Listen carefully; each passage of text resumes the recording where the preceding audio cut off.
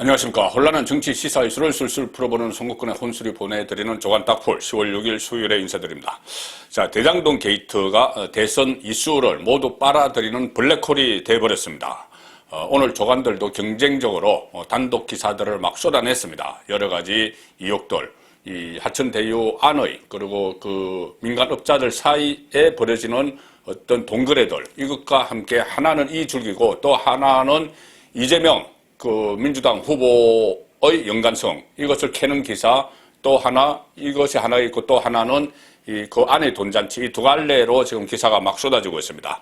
자, 그런데 핵심은 화천대유의 배당금 대박 구도를 설계하고 또 수익금의 25%를 가져가기로 한 유동규 전 본부장, 유동규 씨가 지금 구속이 되어 있는데, 유동규의 뒤에 이재명 후보가 있느냐, 그것이 이 핵심입니다. 그리고 만약에 이재명 후보가 그 뒤에 있다면은 어떤 수혜를 받았느냐, 이재명 후보가 어떤 그 대가를 받았느냐, 그 문제가 지금 또 핵심이 될 수가 있죠.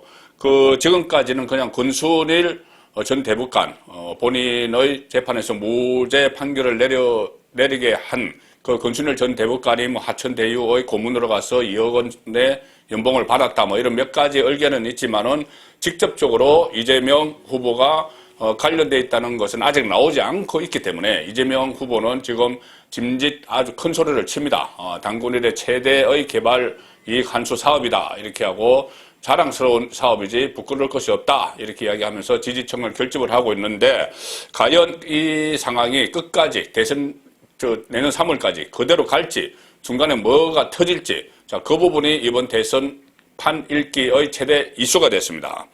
자, 대선판은 만약에 이재명 후보가 연관성이 드러나면은 대선판은 지각 변동을 일으키게 되겠죠. 자, 조선일보 일면 톱은 그 안에 벌어진 수상한 행적들입니다. 서민 임대 분량을 줄이고 용적률을 높여서 하천대유 쪽이 2천억을 더 챙겼다. 이 2천억을 더 챙겼다. 이것은 배당금으로 받은 4천억과는 별개의 또 수익이 드러난 겁니다. 이런 설계를 유동규가 다 했고, 유동규는 그 설계를 해주는 대가로 25% 700억 정도를 받기로 했고, 자, 그 상황에서 유동규가 그렇게 하는 것을 핵심 첫거리죠. 본인은 첫거리 아니라고 하지만 신복이나 다름없는 유동규가 하는 것을 이재명 후보가 전혀 몰랐을까? 몰랐으면은 그 나름대로 그것은 또 별개로 어떤 무능, 이런 문제가 제기가 될 수가 있는 것이죠. 공영개발을 내세웠지만은 화천대유가 공모 지침까지 바꿔서 수익을 극대화했다. 임대주택은 법정으로 최저 15%까지 할 수 있도록 되어 있습니다. 15%는 해야 됩니다. 그 15%, 최저 15%로 임대주택을 맞추고 용적률은 180에서 195%로 올렸다. 실제 사업 때 거의 그대로 적용이 됐다. 자, 이 상황에서 성남시 허가로 거의 실현화돼서 하천대유와 관계사인 천하동인이 예정보다 많은 3천억 원대 분양 수익을 거뒀다. 이것은 배당금 4,040억과는 별개다. 자, 그래서 검찰은 유동규 윗선 개입 수사를 하고 있다. 유동규 윗선은 딱 한 사람이죠. 이재명 후보밖에 없습니다. 동아일보는 일면톱에서 또 이런 기사를 냈습니다. 정재창이라고 있습니다. 위례자산관리 대주주인데 정재창. 유동규 구속영장에 보면은 유동규가 8억을 받았는데 5억은 이 하천대유 소유주 김만배에게서 받았고 3억을 이 정재창에게 받았다고 돼 있죠. 그것이 돼 있는데 그 3억을, 이것은 다른 사업입니다. 위례 택지개발 사업 때 정재창이 유동규에게 3억을 줬는데 그것을 폭로하겠다. 또 대장동 사업팀에, 정재창은 위례 사업팀입니다. 대장동 사업팀에 대박을 낸 대장동 사업팀에 내가 유동규에게 3억 뇌물 준 거 폭로하겠다, 이렇게 협박을 했답니다. 왜 협박을 했느냐? 이것이 드러나면은 이 사업 구조가 드러나면은 대장동 사업 구조가 내가 유동규에게 돈 준 거를 폭로를 하면은 이 대장동 사업 구조가 드러날 텐데, 그러면 당신들도 곤란하지 않느냐? 그러니 나에게 150억 달라 그랬는데 이 사람들이 또 대장동 팀에 협의를 해서 120억을 줬다는 겁니다. 자, 이 상당히 복마전도 이런 복마전이 없죠. 100억, 200억, 1000억, 이 우습게 지금 돈들이 오가는 자, 그런 상황인데, 이 상황이 좀 복잡한 것 같지만 간단합니다. 정재창이 돈다발 사진을 보여주면서, 유등기에게 준 돈다발 사진을 보여주면서, 남욱, 정영학, 천화동인 4호, 5호 소유주죠. 남욱, 정영학에게 150억 원 내놓으라. 그렇지 않으면 이 돈다발, 이 유등기에게 돈 준 거 이거 내가 폭로하겠다. 이렇게 나온 겁니다.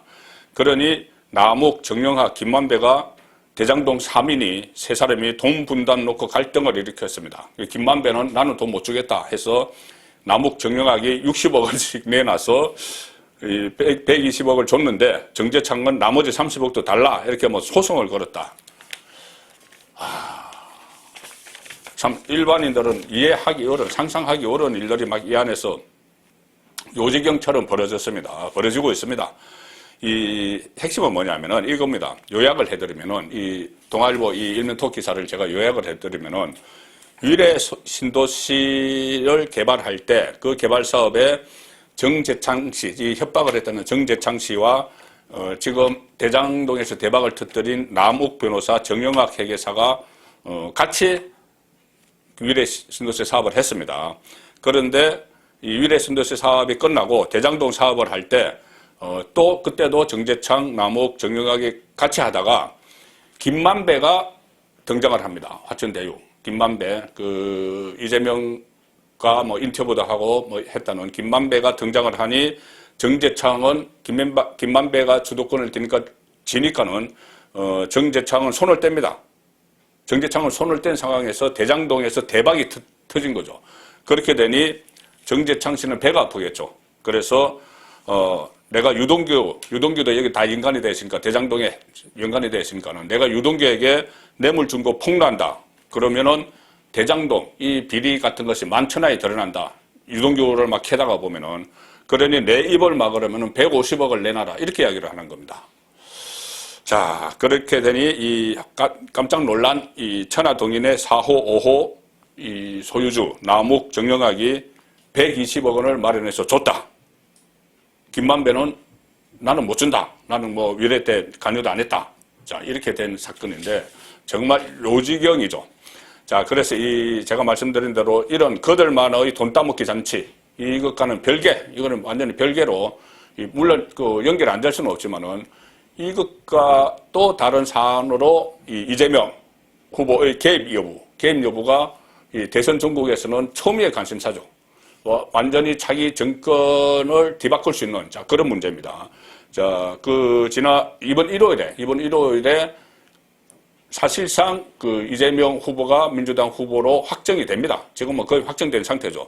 민주당 후보로 선출이 되는데, 자, 1월까지 이 모든 문제가 논란이 매듭지지 않겠죠. 계속 후보가 된 뒤에도 계속 터져나올 거고, 어쩌면은 3월 대선 이후에까지 계속 될지도 모르는데 대선 이후에는 대통령이 되면은 대통령 인수위 기간이 있기 때문에 어쨌든 대통령이 확정이 되면은 그다음부터는 이 문제는 없어질 수가 있습니다. 그렇지만 어쨌든 대선 때까지 계속 논란이 일어날 거고 특히 민주당 안에서 이재명이 1월에 후보가 되더라도 그 후보 지위가 흔들릴 수도 있습니다.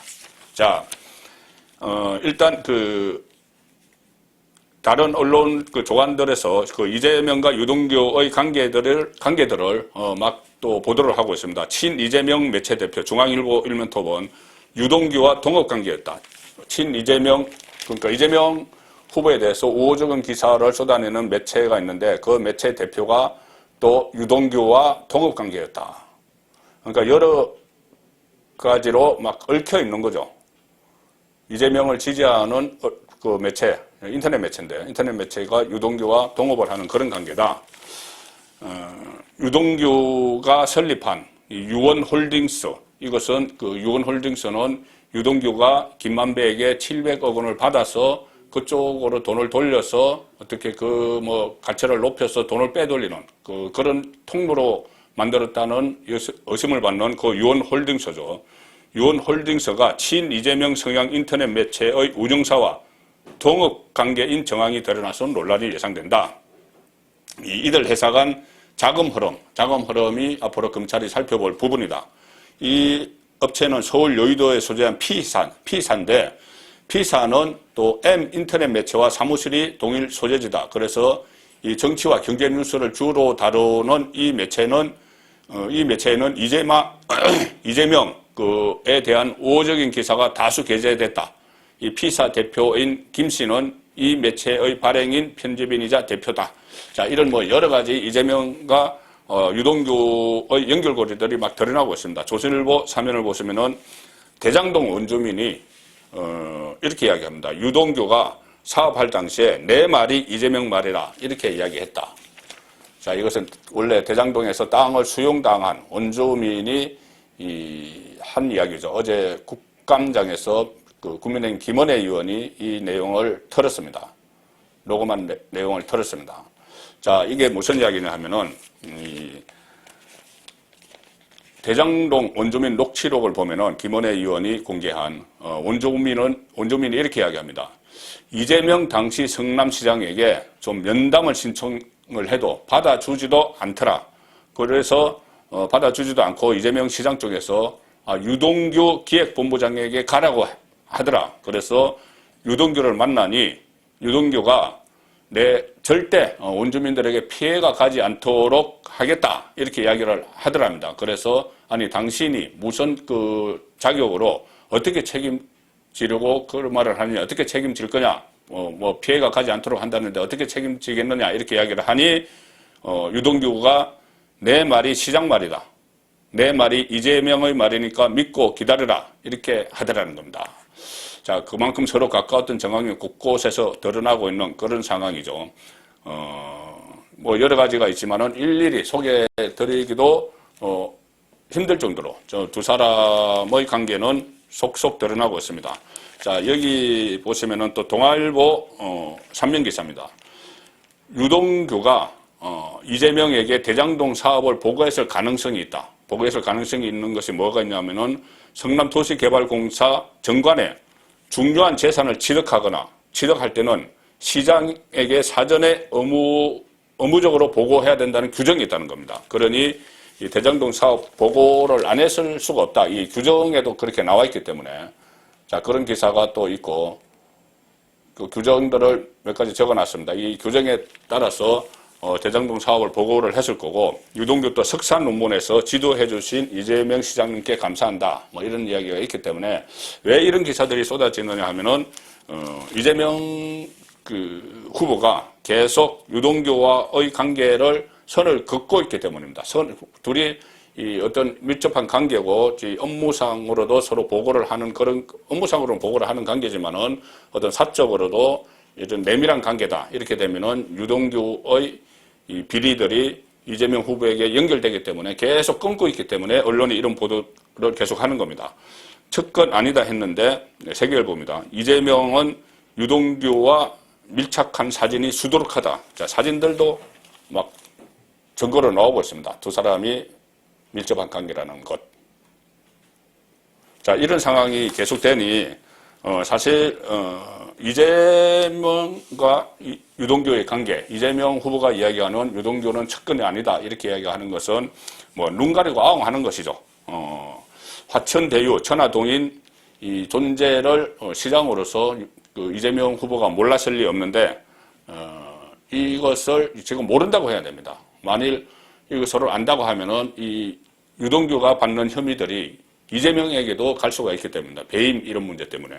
그리고 사실 뭐 이 하천대유 천화동인 이 존재를 당시 성남시장이던 이재명 후보가 몰랐다고 하면은 그것은 일종의 직무유기 비슷한 것이죠. 그리고 무능한 겁니다. 그렇게 민간업자가 본인이 시작으로 있는 곳에서 수천억 원씩 편법적으로 막 가져가고 있는데 그걸 몰랐다. 그러면 무능한 것이죠. 그런데 다만 지금은 몰랐다고 해야 되는 그런 상황이 돼버렸습니다. 유동규와 공동 배임 이 혐의에서 벗어나야 되는 상황이기 때문에 그런데 자, 그렇지만 지금 보여드린 것처럼 위태위태하죠. 그 이재명이 유동규의 이 구체적인 사업 계획 같은 것들 본인이 25%를 가져가기로 하고 화천대유 김만배 쪽과 이렇게 서로 짠 이런 이 부분들에 대해서 이재명이 인지를 하고 있었다거나 아니면 거기다 혹시나 물증 같은 것, 뭐 사인을 했다거나 그런 것이 나오든지 아니면은 특히 이 돈이 오간, 만약에 돈이 오간, 그 유동규와 이재명 사이에 만약에 돈이 오간 그런 증거가 나오면은 이 민주당 대선 구도는 완전히 난장판이 되어버리겠죠. 자, 그런데 일요일 민주당 후보 결정을 앞두고 그런 상황을 어쩌면 기다릴지도 모르는 인물이 한 사람 있습니다. 경선 2위 주자 이낙연 후보죠. 자, 이낙연 후보가 슬슬 연기를 피우기 시작합니다. 매일경제 보시면은 이낙연이 어제 TV 토론에서 이런 이야기를 합니다. 1위 후보가 지금 불안하다. 1위 후보가 불안하다. 엄중낙연, 뭐 좀 엄중한 그런 스타일이죠. 이낙연 후보가. 그래서 이 말을 잘 안 해왔는데 지금 이제 매운맛 공세를 펼치기 시작했다. 이낙연이 지금 사실상 뭐 이번 경선은 포기를 했다고 봐야 되겠죠.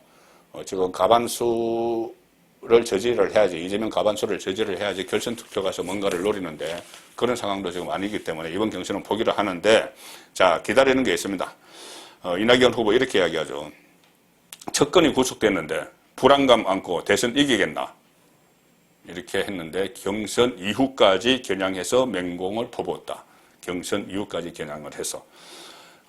자, 이렇게 됩니다. 이낙연 전 대표의 강공이 경선 종료 후에 본격적으로 전개될 대장동 수사 결과를 고려한 것이라는 의견이 일각에서 나오고 있다. 경선 이후. 2위로 마무리를 하더라도 명분 있는 패배를 해야지 향후 정치적 반등을 모색해 볼 수 있다. 자, 이렇게 이재명으로는 안 돼. 이렇게 명분을 딱 걸어놓고 2위로 물러서야지 나중을 도모를 할 수 있다는 이야기죠. 여당 중진은 이렇게 이야기합니다. 이재명 지사는 만약 관여했을 가능성만 공소장에 담겨도, 검찰 공소장에, 기소를 하겠죠. 유동규를 기소할 때 검찰 공소장에 이재명 후보가 관여가 됐다는 내용이 공소장에 담기기만 해도 타격을 받고 중도층 공략에 어려움을 겪을 것이다. 그러면 여당은 혼란이 있을 것이다. 자, 그 관여했다는 것만 있어도 열성 지지층은 뭐 몰라도 중도층이 지지를 철회를 하면은 본선에서 안 되는 것이죠. 자, 그 가능성을 가지고 이낙연이 기다리고 있는 겁니다. 그렇지만 지금 1위 후보 그리고 민주당의 핵심 친문들이 많이 가 있는 이재명도 만만치 않죠. 뭘로 그게 증명이 되느냐 하면은 8일 열기로 했던 방송 3사 TV 토론회를 돌연 취소를 해버렸습니다. 이 마지막 경선을 앞두고 8일 열기로 했는데 취소를 해버렸습니다. 금요일 날 열기로 한 것. 자, 이것을 왜 취소했느냐? 선관위에서, 당 선관위에서 그렇게 결정을 했다고 하는데 이미 이재명 대세론이 가 있고 이재명 쪽에서 요구를 했겠죠. 토론회를 더 해봤자 이 대장동 문제가 이슈가 되면서 우리 당 전체에 불리하다 이렇게 이야기를 했겠죠. 사실상 이재명에게 불리한 건데 그만큼 지금 당의 주도권은 벌써 이재명에게 넘어가 있습니다. 넘어가 있는 상황에서 이재명이 계속 버틸 텐데 그 경우에 상당히 또 어떻게 상황이 전개될지는 예측하기 어려운 그런 시점이죠. 자, 국민의힘 이낙연에 이어서 정의당까지 이재명에게 특검을 요구를 하면서 정의당도 특검을 요구를 하면서 압박을 하고 있습니다. 그리고 이 국민의힘은 대장동 이관계, 이 국민일보 보도입니다. 그 아래 기사 보시면 국민의힘이 대장동 이관계, 대장동을 놓고 국민의힘이 이관계를 쓴다는 겁니다. 적끼리 서로 분열하도록 만드는 이재명 파일이 다른 데 있는 것이 아니고 검찰에 있는 것이 아니고 뭐 검찰에도 있겠지만 야당에 있는 것이 아니고 여당 안에 여당의 다른 후보에게 이재명 파일이 있다. 이재명 X 파일이 있다. 이 이야기입니다. 그래서 하나씩 덜쳐내고 있다. 언론에서 제가 소개해드린 대로 이 단독 기사들이 계속 여러 갈래로 나오는데 이것의 출처가 취재원이 아마 이낙연 쪽일 것이다. 국민의힘에서 그렇게 주장을 하는 것이죠. 이준석이 어제 CBS 라디오에서 그렇게 이야기를 합니다. 이준석 대표가 대장동 의혹 관련 자료의 상당 부분은 민주당 내 다른 파벌이 들고 있는 것으로 보인다. 지금 언론사들이 단독 기사를 계속 내고 있는데 그걸 보면 이걸 어떻게 알지 하는 내용도 있다. 그래서 저희도 의미가 있는 자료를 확보해 나가지만 속도에 있어서는 치열한 경선 과정에 있는 여당 내 다른 파벌이 준비한 것보다 못할 것이다. 자, 이렇게 이야기합니다. 그 전에 그 이낙연 캠프 그 설훈 공동위원장이, 선대위원장이 한 말이 있죠. 제보가 많이 들어오지만 이재명과 대장동과 관련해서 우리는 수사권이 없어 그것을 일일이 오픈할 수 없다. 답답한 부분이 많다. 자, 이런 말을 했기 때문에 지금 이재명의 X파일은 오히려 이낙연 쪽에서 가지고 있다. 자, 그런 분석이 나오고 있는 겁니다. 자, 1월에 일단 이재명이 후보로 확정이 될 텐데, 자, 그러면 이낙연은 뭘 노릴까요? 후보가 확정이 돼버렸는데 후보 교체론이겠죠.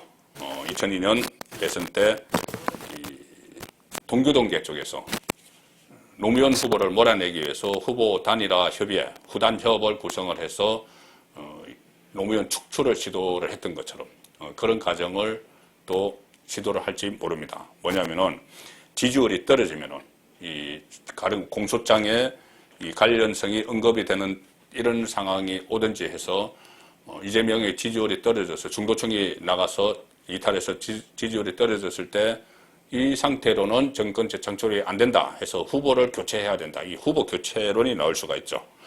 자, 그런데 말씀드린 대로 이재명이 버티면은 문제는 복잡해집니다. 자, 선거법 보면은 이인제 방지법이라는 조항이 있습니다. 이인제 방지법. 기억나시겠지만 그 신한국당 1997년 대선 후보 경선에서 이인재 후보가 이해창 후보에게 패배했죠. 경선에서 패배했는데 그 경선 불복해서 그 결과에 불복해서 따로 나가서 탈당을 해서 독자 출마를 했습니다. 독자 출마를 했기 때문에 그때 사례를 염두에 두고 정당의 경선에서 패배한 후보는 그 선거에는 출마를 하지 못하도록, 본선에 출마하지 못하도록 차단을 했습니다. 근데 예외가 있습니다. 뭐냐면은 공직선거법 57조 2항을 보시면은 이런 내용이 있습니다. 당내 경선의 실시인데 일단 그 경선 후보자로서 당해 정당의 후보자로 선출되지 아니한 자는 떨어진 사람은 그 선거에 출마 후보자로 등록할 수 없다. 출마할 수 없답니다. 그런데 다만 후보자로 선출된 자가 사퇴, 사망, 피선거권 상실 또는 당적의 이탈, 변경 등으로 그 자격을 상실한 때에는 그러하지 아니하다. 자, 이재명이 후보로 당선되면은 다른 사람들은 출마할 수 없습니다. 무소속으로 출마할 수 없습니다. 이낙연도 출마할 수 없습니다. 그런데 다만 이재명 후보가 사퇴하거나 뭐 피선거권을 상실하거나 또는 당적이 변경되거나 민주당 당적이 없어지거나 그럴 때는 이낙연도 출마할 수 있다. 이렇게 되는 거죠. 자, 그래서 결국 이재명이 탈당하지 않으면 이재명이 지금 최악의 경우를 제가 말씀드리는 겁니다. 이런 상황도 올 수 있다고. 자, 그래서 이재명이 지지율이 떨어져서 친문 쪽에서 뭐 청와대에서 후보를 바꿔야 된다 이렇게 하는데 이재명이 사퇴하지 않으면은 민주당에서 제명시키는 방법이 있겠죠. 제명시키는 방법. 제명을 시키고 새로 후보를 내세울 수 있는 상황도 올지도 모릅니다. 그런 최악의 상황을 그려볼 수도 있는데 그렇더라도 이재명은 끝까지 버티겠죠. 그러면은 상당히 큰 혼란이 올 수도 있다. 지금 대장동의 여파가 어디까지 미칠지 모르기 때문에 제가 그런 상황까지 설명을 해드렸습니다. 자, 국민의힘은 계속 윤석열의 왕자, 손바닥 왕자, 그리고 위장 당원 문제들이 계속 논란이 되고 있습니다. 어제 밤늦게 마지막 TV 토론회를 했죠. 그러니까는 2차 예비경선 마지막 TV 토론, 6차 TV 토론을 했는데 거기서도 왕자 뭐 이런 말이 나왔고 윤석열 후보 입보다 더 가벼운 캠프 입 이것은 이번 그 왕자 논란에서 손발이 맞지 않은 한겨레 신문이 지적을 했습니다. 손발이 맞지 않은 대변인들에 대해서 한겨레 신문이 손발이 너무 입이 가볍다. 무슨 뭐 왕자 손 안 씻었냐 그러니 한 대변인이 손가락만 씻었다 이런 어처구니 없는 그런 말을 했죠. 자, 이 윤석열 후보 입보다 더 가벼운 캠프 입 이것을 보니 그리고 이 밑 아래 보시면은 캠프가 후보 심기보자에 열중한다 이런 지적도 나온다. 심기보자. 워낙 이 윤석열이 그전부터 대세론을 탔기 때문에 오히려 후보 캠프에서 따끔한 말을 막 해주고 고언을 해야 되는데 심기만 살피고 있다 이 이야기인데 이 기사를 보니 제가 과거에 이회창 캠퍼를 취재했던 기억이 납니다. 그때 대세론을 두 번이나 탔죠. 그 이회창 캠퍼를 취재할 때 이 캠퍼 사람들이 심기보자에 열중을 해서 제왕적 후보처럼 떠받들었습니다. 제왕적 후보처럼 떠받들어서 가령 예를 들어서 두 아들 병역 문제 이런 것도 캠퍼 사람들이 그거 별거 아닙니다. 곧 그냥 지나갑니다. 그냥 뭐 대통령 되십니다. 뭐 이런 식으로 막 이야기를 했습니다. 그리고 제가 그때 청와대에 출입하면서 그때 김영삼 대통령을 인터뷰한 적이 있는데 그때 대통령 인터뷰하는 여전히 상당히 까다롭습니다. 미리 질문지도 줘야 되고 또 뭐 미리 대기하고 있다가 앉아있다가 대통령이 오면은 일어서서 맞이하고 기자들이 뭐 그렇게 해야 됩니다. 그런데 이해창 후보를 그때 취재하는데 거의 비슷한 수준의 어전, 대통령 인터뷰와 비슷한 수준의 어전을 하는 것을 보고 제가 이거 이러면은 곤란하겠구나, 어렵겠구나 그런 생각을 한 적이 있습니다.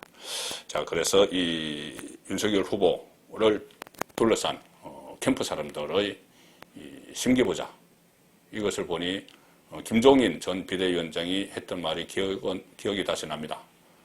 이럴 때일수록 파리떼를 조심해야 된다. 그 말이 새록새록 기억이 납니다. 10월 6일 보내드린 조간 딱풀이었습니다.